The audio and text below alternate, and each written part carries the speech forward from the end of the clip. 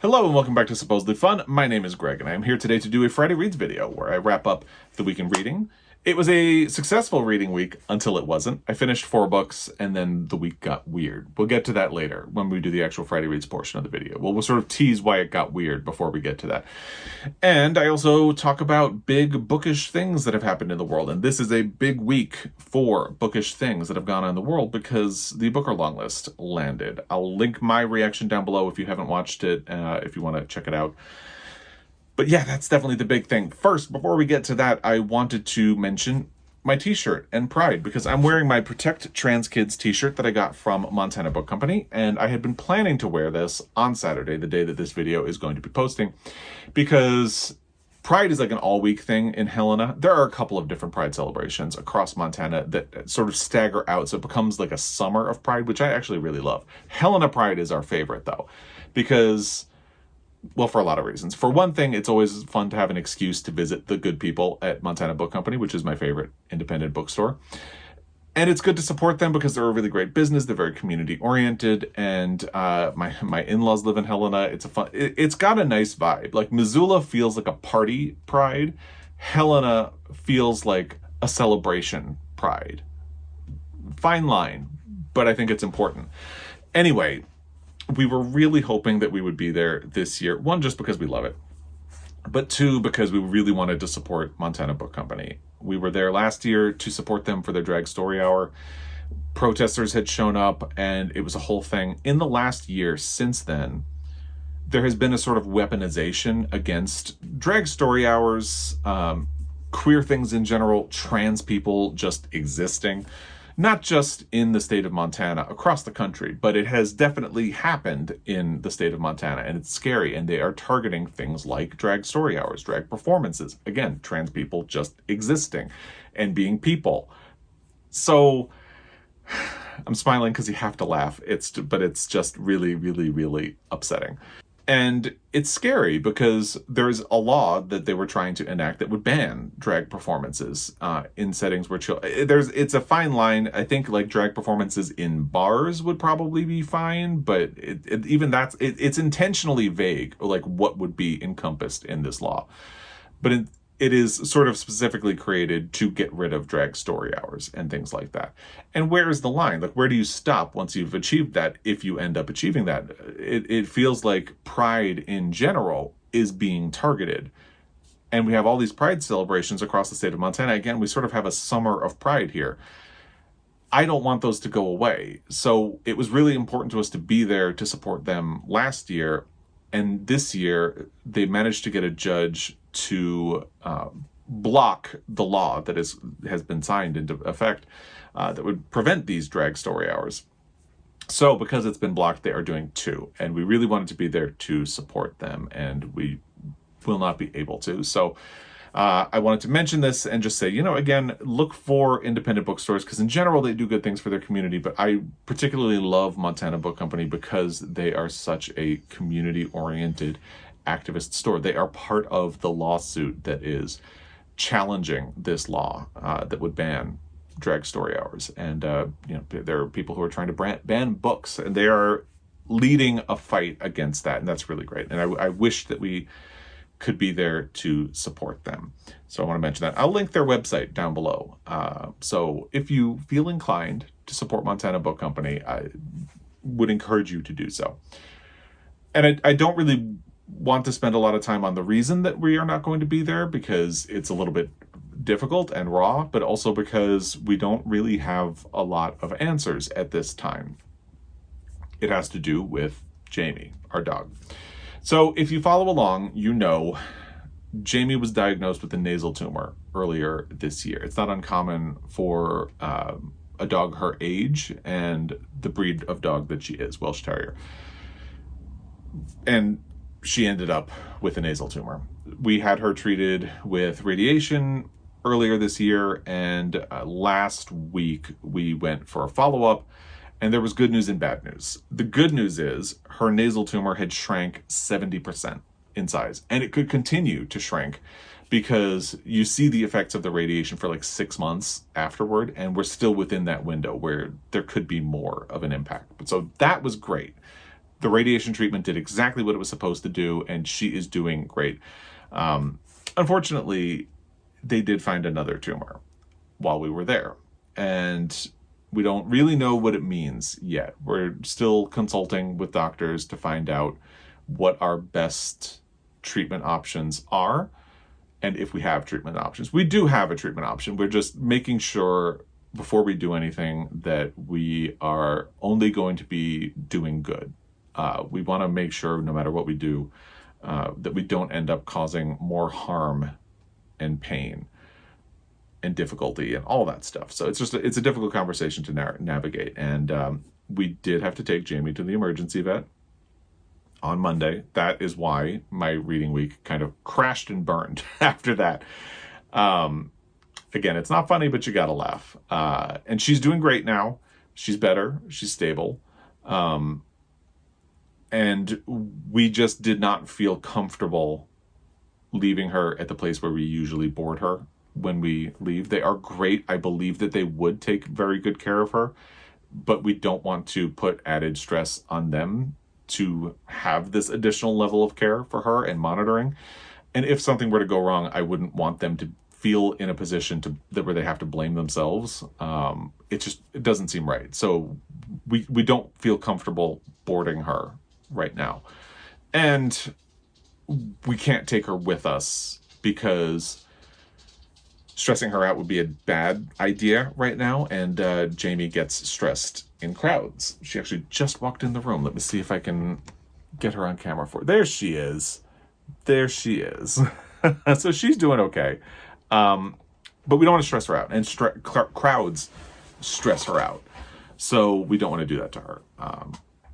And again, the only reason I'm bringing that up is that, this week I really haven't felt like filming. I did film the Booker reaction despite all of this. Just because, the Booker Prize, it's fun. It's a distraction. But Joel and I over the weekend had filmed our celebration video for the 10K, 10,000 subscribers. And I haven't edited it all week. I just haven't been in the mood. Other things have been going on. And, it's interesting because even I know this will be posted on Saturday. I don't know if I will have edited that and if it will have posted before you watch this. It's probably still going to be coming. So stay tuned for that because it's likely that it won't have been posted. Anyway, it's just been a bizarre week, a difficult week, a hopeful week as well. And we'll see. We will see. That's all we can do. Just keep having these conversations with doctors and oncologists and see what we can do. And, let's not talk about it anymore. Let's talk about the Booker Prize and book prizes in general. So it's interesting. I had kind of forgotten how... Because book prize reactions, long list reactions can be really fun to film. I love filming them. I love the conversation that you get from them. I love how excited people have been about the Booker Prize this year. It feels like there's a sort of elevated anticipation. And I hope that continues for the duration because it has made things really exciting to watch from the sidelines. I like watching the Booker from the sideline. I will do a reaction video. I don't want to end up doing predictions. I don't want to involve myself. I will be your guy for the Pulitzer.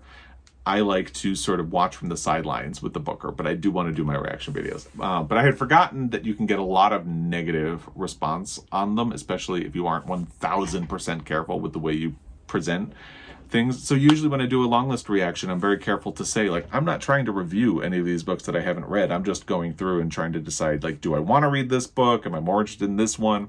Things like that. So I got a lot of comments from people being like, how dare you judge books you haven't read? Which is fine. I also got a lot of comments from people who are apparently very tired of hearing me talk about Barbara Kingsolver, which, I like that book. Demon Copperhead. I like it. I don't know what to say. And it leads into a conversation about book prizes and what people think they are for. Because I think the reason a lot of people got so I'm tired of hearing about Barbara Kingsolver was that there's an aspect of this conversation, and this is what I wanted to talk about. That's why the introduction about the sort of negative comments. It led to other conversations with people about what a book prize is for, because I think a lot of people were sort of excited. There are a lot of people who are not excited about the Booker long list, because they aren't really familiar with a lot of the books, they're not excited about a lot of the books. That's always going to be the case. You're never going to make everybody happy. And there are a lot of people who have said, you know what, I'm really happy Barbara Kingsolver's not on this list because I'm tired of hearing about that book. She's won 2 prizes already. I'm glad Zadie Smith and Salman Rushdie aren't on this list, because if Salman Rushdie won, it would feel like it's just because he got attacked. And I can see that. I think the Nobel Prize had a sort of similar thing, like they probably resisted the idea of giving him a Nobel Prize after the attack because they didn't want to look like that was the reason. But at the same time, a lot of people have liked Salman Rushdie's new book. I've heard some more mixed things about Zadie Smith's book, and there are definitely people who don't like Barbara Kingsolver's book, but clearly a lot of people do, and I'm one of them, and that's why I'm going to keep talking about that book. But anyway, so people have sort of said, I'm glad these major authors weren't on, because to me, book prizes are about discovering new authors and new books that I might not have otherwise found. And I do love a long list because I love that sense of discovery, but I feel like it leads to a question. What do you think book prizes are supposed to do? Obviously, the clinical answer is they are supposed to identify the best book in X category. So like the Hugo is the best in like science fiction. The Booker is the best book published in the English language and published in the UK and Ireland during a weird qualifying period because it's not based on the calendar year. The Pulitzer Prize is to identify the best book by an American author, preferably dealing with American life, published during the calendar year, and so on and so forth. There's always some kind of little qualifying thing to maybe help narrow it down a little bit. But by and large, it's to identify the best book in whatever category you are in. The problem is, how do you define what is the best? You really can't. My answer is going to be different from yours, will be different from Joel's. I was going to say will be different from Jamie's, but you get the point. It will be different. And I think when you end up on the jury for a prize, you feel a pressure. I imagine, I've never been on one. And you have to sort of decide for yourself, how am I going to define what is the best? Michael Cunningham wrote a very interesting article. I did a whole video about the 2012 Pulitzer fiasco where they identified 3 finalists but did not name a winner. And Michael Cunningham was one of the judges on the jury that year. He wrote an essay sort of explaining the process that he and the other jurors had gone through to arrive at those finalists, basically to try to say, like, we did our job. So if anybody is to blame here, it's going to be the board. But he didn't understand what had happened. He found out that there had been no winner at the same time everybody else did. So in that process, he talked about what he wanted to think of in identifying the best book, according to the Pulitzer's criteria.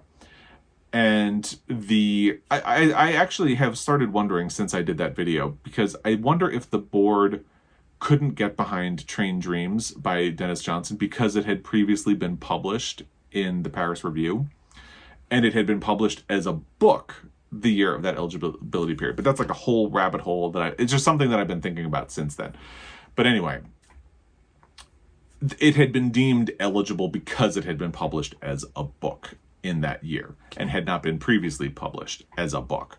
So anyway, one of his fellow jurors had really decided she wanted a book that surprised her. She wanted it to feel that the author and the book were doing things that she hadn't experienced in a book before, that they were sort of pressing against the bounds of fiction. He does not identify the book, but he does say that they eliminated one book from consideration because although they all thought it was great, it felt familiar. It felt to them like something that Toni Morrison had already written. And for that reason, they sort of dismissed it. So I think the reason that's important is they all agreed it was a great book. They just felt that it was something that had already been familiar to them. So you see, along the way, defining best, you have to make compromises and think about things a little bit differently. And, you know, one of the things he considered is, do I use this as a platform to anoint a new author or an undiscovered author, somebody that I love that other people don't talk about enough, in my opinion. And one of the finalists that year was Karen Russell for Swamplandia. And what he said about that book is we all agreed it had some pretty deep flaws. However, putting her on the finalist list felt like identifying and anointing a new talent. And some people think about that when they get on a prize jury. And then, of course, they had David Foster Wallace, which is sort of the legacy inclusion. He was already dead at that point. And he actually thought of that as a way of honoring the editor who had finished that book for David Foster Wallace. But it's just an interesting process. But the point of all of this is just to say, you can have a purpose on the jury other than announcing the best book or identifying the best book. And what people think of as the intention of a book prize is very different from person to person to person. Like, a lot of people told me it's not the job of the booker to recognize major authors. They're supposed to shine a light on new things. It's like, well, that's actually not the point of the booker. The point of the booker is to identify the best book published in the English language within the UK and Ireland during the eligibility period. It's not to shine a light on new authors or undiscovered authors or to point you toward books. Hopefully that's a thing that happens along the way, but its purpose is not to dismiss already established authors. And the purpose is also not to only feature established authors who already have a track record to the sake. I feel like people have a tendency to think about it as a sort of binary. Like, you either do one or you do the other. You are either wanting to recognize a major author who published something significant, or you want to discover something new. But the reality is, ideally, it's both, I think. One of the things I love about a long list is that sense of discovery, finding a book that maybe had already slipped by me and that I might not otherwise have found. I love that about a long list. But at the same time, I think just because I'll say Barbara Kingsolver again. You can't get me to stop saying her name. If you're Barbara Kingsolver and you've already received a lot of awards, you've had a sort of celebrated career up to this point, that shouldn't just omit you from consideration. You know, if you write a book that a lot of people think is the best of the year, then you deserve to be considered for that. It's still an achievement, you know? And the fact that I think Demon Copperhead, again, you can't get me to stop talking about this, it is a book that I think depends on all of the skill and experience that she has from her career. And ideally, to me, when you have 13 slots for books, you end up with a mix of both. You end up with like a Barbara Kingsolver and some of the other, like Sean Hughes and Pearl, a book I hadn't heard of that I'm now interested in reading. I like to get both. And there are a lot of people who seem to really want it to be one or the other. I just think it's a really interesting conversation about book prizes. So I thought I'd kind of throw it out there. I don't really have an answer because, again, I think one thing that's definitely going to happen when you have a jury that rotates every year, like the Pulitzer does, the Booker does, like all of these prizes really do, the new jury that comes in is going to have a different approach. And they will think differently about what their criteria is compared to the jury from the previous year and all those things. And then the board can try to enforce overall rules, but, you know, weird things are going to happen. And there are going to be omissions and snubs. And I don't know. It's just interesting. People get very upset as well about book awards because it's just such a subjective thing. And I think people sometimes even go back and forth. Like in one year, if you're really interested in a lot of the smaller books, or not, smaller books, it sounds so derivative, but the lesser known books and authors, if you're really excited about them, you might love the long list and say, yeah, this is the way it should be. But if you have a book that you are really rooting for and it doesn't make the list, you're going to be bitter. I'm bitter with the Booker this year. It's my bitter Booker year. I just came up with that on the fly, and now I'm feeling really pleased about it. But anyway, so it's my bitter Booker year. And, you know, next year I might feel differently. And I feel like a lot of the time people will have that reaction where every year is going to be different. You might love it. You might be really excited by the way the list comes together, and you might not like it. And then you kind of wait until next year. The same thing happens to me with the Academy Awards. Sometimes I'm just not passionate about some of the nominees, so I don't feel like I care all that much, but I still watch. And sometimes the wrong thing wins. I'm thinking specifically of Crash in 2005. In my opinion, shouldn't have won. And you get really upset and you think something in the system is broken, something in the system is not working. And then every once in a while, like Moonlight will win Best Picture. And you'll think, wow, they really got it right. And that's just my opinion. Somebody else might think something different. At the end of the day, everybody's got an opinion. We're all entitled to them. And I don't know. I just like to see more of a mix in a long list. And I think with 13 slots, there could have been room for Barbara Kingsolver, Salman Rushdie, Zadie Smith. And again, the only book on the long list I have actually read, and I hate picking on it because it's a good book. But If I Survive You, to me, is not better than Demon Copperhead. Demon Copperhead, to me, is vastly superior to that book, but it made the list. That's my opinion, butting up against the opinion of the people on the jury. It is what it is. Let's stop talking about book prizes and talk about the actual reading week and what I got done. Because I've already been talking for about 20 minutes and we haven't even talked about anything that I have read. But I'd love to hear your thoughts about the Booker this year in particular. Are you having a bitter Booker year? Just because I can't stop saying that now. And all of that stuff. What do you think of book prizes are for? And just let me know in the comment section down below. So the first book I finished this past week was Dear Committee Members by Julie Schumacher. This is something that had been talked about on the New York Times Book Review podcast. There's a third book that I believe is still coming, and this is the first. It is an epistolary novel about a professor whose name is Jason Fittker. He is working at a university in an English department. The English department is losing funds, and he is a little bitter because he is working. They are renovating the building where the offices of the English department are, and they are losing funds. They are losing teachers who are not getting replaced. They don't have funding for graduate students and things like that. And at the same time, the building is being renovated to give the economics department wildly fancy digs. And you can just sort of feel the disparity between the groups. And this book is comprised of letters that Jason Fittker sends. Some of them are letters of recommendation, hence the title Dear Committee Members. A lot of them are letters of recommendation. And they sort of poke fun at academia in general. They poke fun at a little bit at the sort of arbitrary bureaucratic processes that require things like letters of recommendation. And that can be fun. I admit, I thought this was a clever book, but didn't get carried away by it. It's difficult when you're only getting the letters that are going out from Jason to really feel a sense of depth or any sort of cohesive story. Very serious things actually happen toward the end. There are sort of revelations that come out.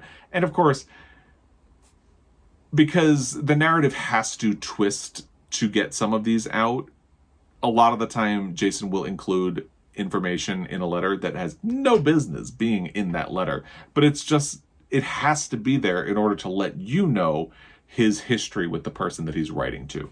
Like maybe they had an affair. Maybe this person feels that he spurned them and their career, things like that. So things go into the letters that no reasonable human being would put into a letter, except that you need to feed information to the reader because this is the format that you have chosen. Again, it was surprisingly deep and heavy at the end. I don't think this is a book that's really going to sit with me, but it is interesting. And it was very funny and humorous. So I actually did already put a hold on the second book, which is called The Shakespeare Requirement.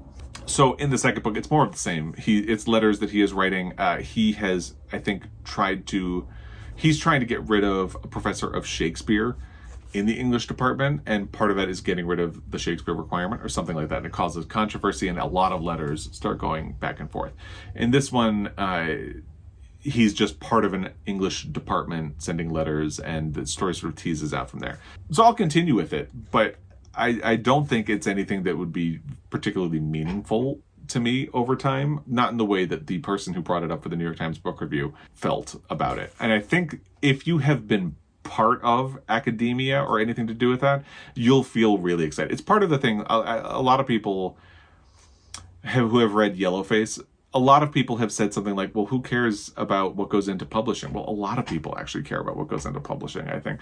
But in this case, I feel like that is the case where it's like, well, not a lot of people actually understand what goes on in academia. So this feels like a bit of a niche book.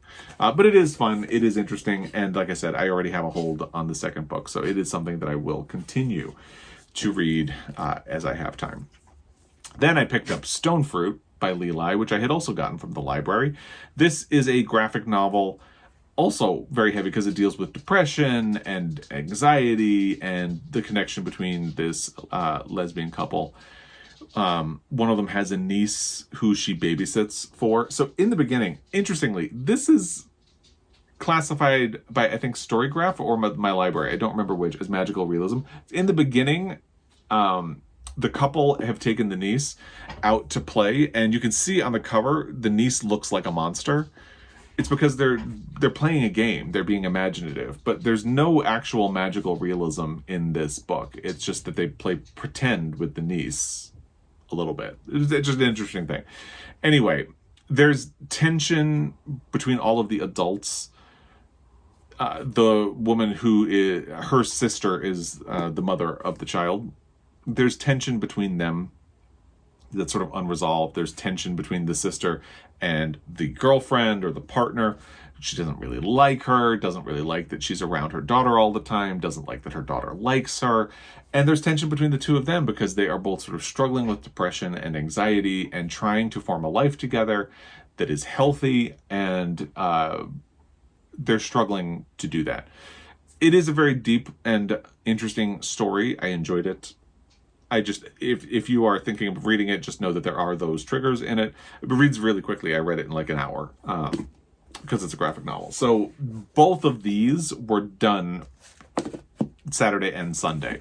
I think I started this Friday night, I want to say, and was done with it at bedtime on Saturday. And I think Saturday morning I sat down with this and was done in an hour. The next book that I finished this week was Red, White, and Royal Blue by Casey McQuiston. Joel and I had started this book on our drive to Pullman, which is where WSU is, and they do the treatment for Jamie. That's where her oncologist is. So it was, I think, a 6-hour drive there. I don't remember. Everything is a blur. I don't remember how long the drive is there. But we started the book and did roughly half on the way out. We didn't listen while we were there, and then we did the almost the other half on the way back. We still had 2 hours because I think it's a 12-hour book, and we still had 2 hours when we got home. So there you go. You can do your math that way for how long the drive is. Basically, last weekend we went for a drive and put the audio on again and finished it. It's a very cute book. We wanted to read it because there is a movie adaptation. I do think it's a little too long, but it's still a very fun book. And it is interesting how it goes kind of in depth about the political situation and the ramifications of the political situation, because you have a prince who's sort of Harry-esque, but not really. And he is gay, and he's struggling with the fact that he has a very specific role that he is supposed to play in the royal family, and he doesn't feel that he can break with that tradition. So how does he live as a gay man? And then you have the first son of the United States, who turns out to be bisexual because he is very intrigued by this prince. They start a relationship, and it's an election year. And it really does actually get into a lot of specifics about elections and appearance and how to sort of manage your own brand as a political figure and somebody who is in tabloids regularly. And that is interesting. There are some details that I think it spends a little too much time on and they don't ultimately pay off. Like, okay, so one thing, I don't want to do spoilers. I don't think this is really a spoiler. Alex ends up working for his mother's campaign early on in the book, and he spends a lot of time digging into election maps, like gerrymandering and things like that. But ultimately, he never does anything with that. But the book spends a lot of time. So you think like, oh, he's going to come up with some really great plan that's going to help them with the election, but none of that happens. So I think it's just to show about his political education and all that stuff, because he's really interested in getting into politics himself, but it spends a little too much time on that. However, it is a really cute story. You can definitely see why there is a connection. I love a romance where you can feel the connection and the history of these people, and it feels genuine. I love when two people find they meet, they are supportive of each other and understand each other, and there's some unique thing that makes them sort of fit together. I thought that was really cute. So it's a cute book. I did think it was a little long. Actually, I have a copy of this book that I forgot to pull down. So I'm just going to go with the picture at this point. But we listened to it on audio. The narrator did a really great job as well. So I would definitely recommend this, especially if you plan on seeing the movie. The other book that I finished, I would love to spend a lot of time talking about Address Unknown by Kathrine Kressmann Taylor.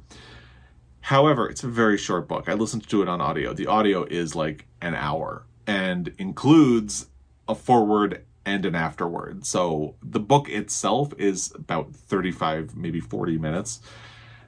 And to talk about it in any kind of depth spoils it, like just ruins it. So I can't.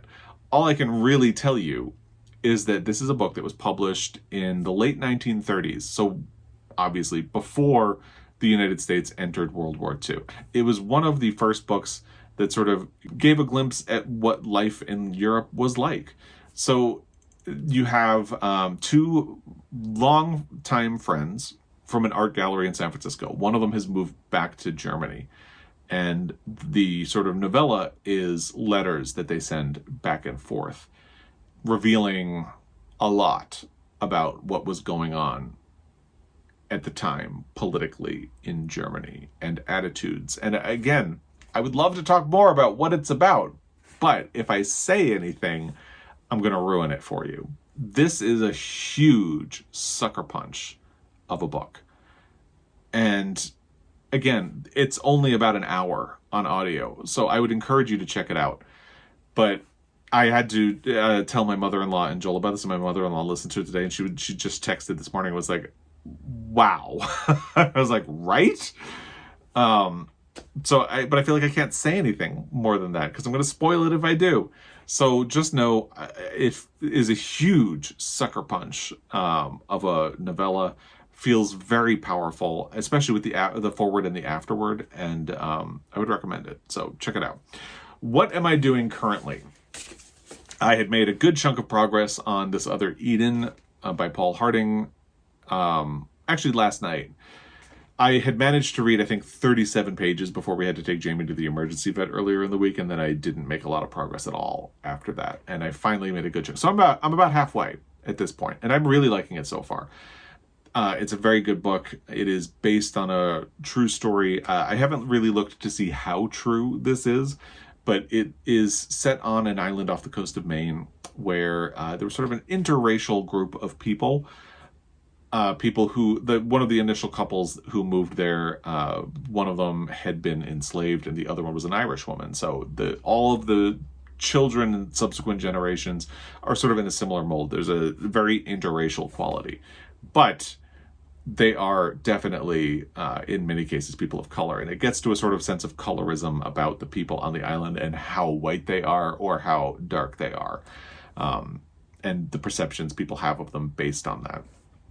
They're sort of living off the grid. The people on the mainland don't approve of them.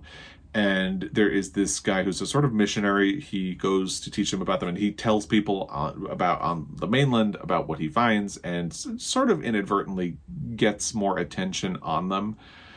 So the thrust of it, and this is not a spoiler, is that it is decided that these people are going to be kicked off of the island. And it's a very difficult book to read. It does deal with eugenics a lot, which, again, would have been a huge conversation in the early 1900s. People were Eugenics was a big source of conversation and scientific study before World War II, after World War II, for obvious reasons. It became sort of radioactive and people... It's coming back, though, which is a little bit scary. But yeah, so there's conversation about eugenics and all of that stuff and what to do with these people. It's a very good book, very well written so far. I have half of it left, so there's always a chance. But I'm really glad this made the long list and that people are going to be discovering it and reading it as part of that. Some of the sentences are a little deliberately tricky. Like, there have been a lot of times where I've read something and thought, wait, I don't know what information this is telling me. Let me reread it. And I've had to read that sentence like 2 or 3 times. So sometimes it feels a little deliberately tricky, but it's a very good book, and I have been enjoying it despite the difficult subject matter so far, and I'm looking forward to being done with it. I barely started the audio of Wandering Souls. I think for whatever reason, I've had better luck sitting down with the physical book, This Other Eden, than I have listening. My capacity to pay attention has been impacted, I think, by all the stuff going on this week. But I started Wandering Souls by Cecile and I get maybe 20 minutes in, maybe 30 minutes at most. And that's it. And I started it on Tuesday, and I'm filming this on Thursday. So I really have not made a lot of progress. I've just been listening to old episodes of podcasts that I like for sort of like comfort listening. And I'm really hoping that I'm going to get back to this, because the first minutes of the book were really powerful, and I've heard a lot of really good things. So I'm really looking forward to finishing Wandering Souls. And that is Friday Reads for this week. That's everything that has gone on in the bookish world and in my reading. I will hopefully be making progress on This Other Eden and Wandering Souls. I'd love to hear what you've been up to, what you've been watching, loving, thoughts on the Booker and book prizes in general, all of that. Let me know in the comment section down below. As always, I really appreciate your time, and I will be back until next time. Happy reading.